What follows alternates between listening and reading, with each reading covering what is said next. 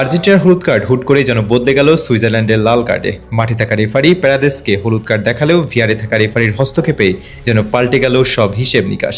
লাল card দেখে মাঠ ছাড়তে হলো অ্যাম্বুলাকে। আর্জেন্টিনাকে সুবিধা দিতে কি তবে এমন সিদ্ধান্ত নিল রেফারি, নাকি এর পেছনে রয়েছে নতুন কোনো নিয়ম? সেটাই বিস্তারিত জানবো এই প্রতিবেদনে। আর্জেন্টিনাকে সেমিফাইনালে ওঠাতেই যেন বন্দোবস্ত করে রেখেছিল ফিফা, তাই তো গোল খাবার পর ইচ্ছে করে লাল কার্ড দেখানো হলো সুইজারল্যান্ডের খেলোয়াড়কে। সোশ্যাল মিডিয়া জুড়ে এখন শুধু এই একটাই আলাপ ব্রাজিলিয়ান সমর্থকদের।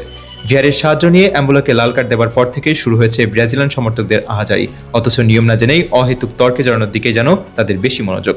পারদেসকে দেওয়া হলুদ কার্ডের সিদ্ধান্তে কেন ভিআর নেওয়া হলো, সেটাই এখন বড় প্রশ্ন ব্রাজিলিয়ান সমর্থকদের। পারদেসকে দেওয়া হলুদ কার্ডের সিদ্ধান্তে কেন ভিআর নেওয়া হলো, সেটা এখন বড় প্রশ্ন ব্রাজিলিয়ান সমর্থকদের। মূলত চলতি বিশ্বকাপকে সামনে রেখে নতুন এক আইন প্রণয়ন করে ফিফা।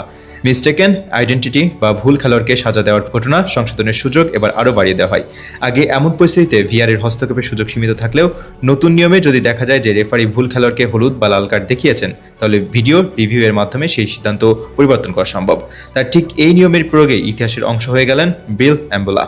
ঘটনাটি ঘটে ম্যাচের দ্বিতীয়ার্ধে। প্রথমার্ধে এক গোল খাওয়া সুইজারল্যান্ড তখন কেবলমাত্র ম্যাচে ফিরেছে। আর্জেন্টিনার রক্ষণ দুর্গে আক্রমণ করেছিল বেশ আত্মবিশ্বাস নিয়ে। এমন সময় অ্যাম্বুলা বল নিয়ে এগোতে গিয়ে পারদেসের পায়ের সাথে ধাক্কা খেয়ে মাটিতে লুটিয়ে পড়ে। প্রথম দেখায় রেফারির কাছে সেটি ফাউল বলেই মনে হয় এবং তিনি পারাদেসকে হলুদ কার্ড দেখান। কিন্তু ভিআরের রিপ্লেতে ধরা পড়ে ভিন্ন চিত্র। দেখা যায় পারাদেসের ট্যাকলের আগেই অ্যাম্বুলা দায়িত্ব দেওয়ার চেষ্টা করেছিলেন এবং পরে নিজেই পা বাড়িয়ে দিয়ে পারদেসের পায়ের সাথে স্পর্শ করেন। অর্থাৎ ফাউল আদায়ের জন্য তিনি ইচ্ছাকৃতভাবে অভিনয় করেছিলেন। পরে রেফারি নিজের সিদ্ধান্ত বদলে দেন এবং পারদেসের হলুদ কার্ড তুলে নেওয়া হয়। সিমুলেশনের দায়ে অ্যাম্বুলাকে দেখানো হয় হলুদ কার্ড। দুর্ভাগ্যবশত সেটি আবার ছিল ম্যাচে অ্যাম্বুলার দ্বিতীয় হলুদ কার্ড। ম্যাচের প্রথমার্ধের একেবারে শেষ দিকে এই পারদেশের বিপক্ষেই করা ট্যাকেল করা প্রথম হলুদ কার্ড দেখিয়েছিলেন অ্যাম্বুলা। ফলে নিয়ম অনুযায়ী লাল কার্ড দেখে মাঠ ছাড়তে বাধ্য হন সুইস এই ফরওয়ার্ড। সিদ্ধান্ত ঘোষণার পর বিস্ময়ে হতবাক হয়ে যান অ্যাম্বুলা।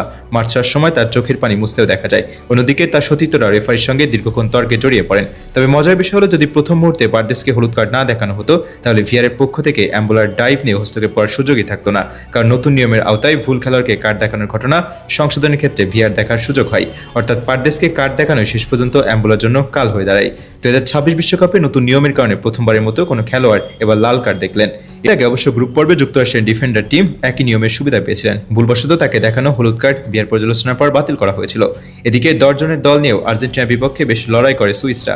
তবে স্কালোনির দলের ট্যাকটিকের সামনে শেষ পর্যন্ত আর টিকতে পারেনি। 112 মিনিটে আলভারেস ও 121 মিনিটে লাউতারো মার্টিনেজের গোলে 3-1 গোলে জয় পায় আকাশী নীলরা। এর আগে ম্যাচের 10 মিনিটে গোলের দেখা পেয়েছিল অ্যালেক্সিস ম্যাকঅ্যালিস্টার এবং 67 মিনিটে সেই গোল শোধ দিয়েছিলেন সুইজারল্যান্ডের এনদোয়ে।